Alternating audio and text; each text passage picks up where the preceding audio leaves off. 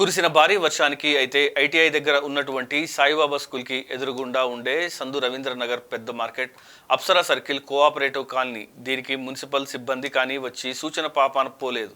గత ప్రభుత్వంలో ఓట్లు వేసి గెలిపించారు కదా అనడం తప్ప వేరే మాట లేదు.